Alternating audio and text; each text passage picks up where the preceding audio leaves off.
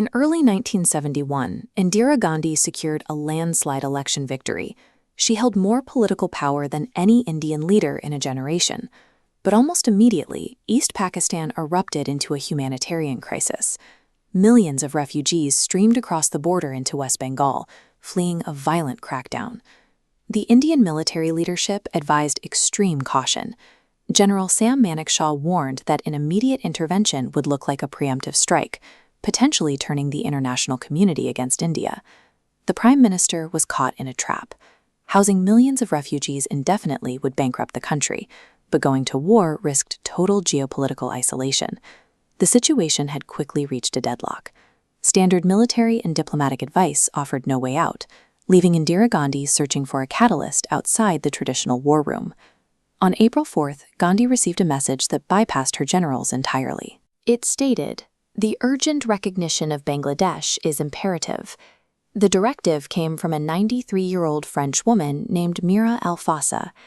Known as the Mother, she lived in a remote spiritual ashram in Pondicherry.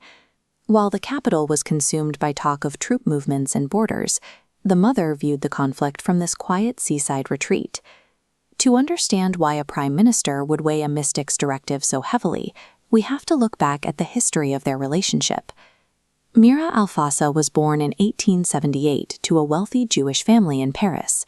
She spent her youth rejecting their expectations, refusing to even learn to read until she decided she was ready. She mastered fencing, singing, and art, but she refused to specialize in any of them. She believed that maintaining this suppleness allowed her to adapt to any challenge without getting stuck in rigid habits. This extended to her spiritual life. She abandoned traditional religion in favor of direct occult experiences, eventually declaring that she followed no law but the divine.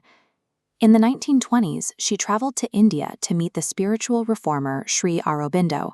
He eventually named her his successor, giving her total control over his ashram and his followers.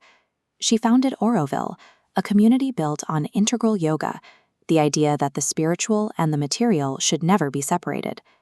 This blend of absolute unorthodoxy and practical mastery made Mirra a unique presence in India.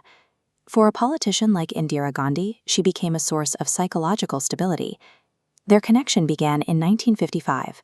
Indira first visited the ashram alongside her father, Jawaharlal Nehru, starting a relationship that would span decades.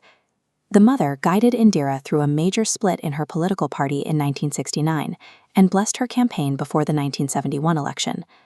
By the time the refugee crisis hit, Gandhi's trust in the mystic was absolute. The Mother's directive in April gave Indira the resolve to move past her military's hesitation. She now had the internal permission she needed to take action.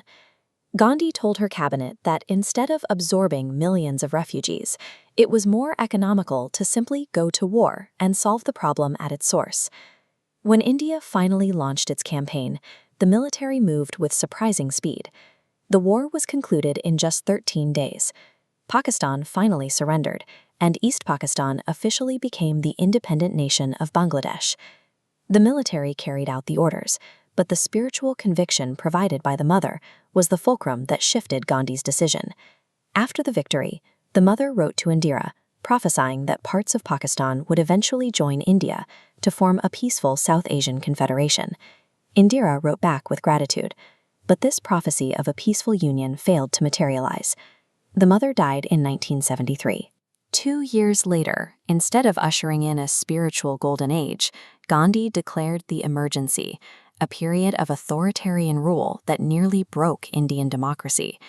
The utopian vision of a unified India and Pakistan remained a dream, but the partnership between the Prime Minister and the mystic had already changed the map of the modern world.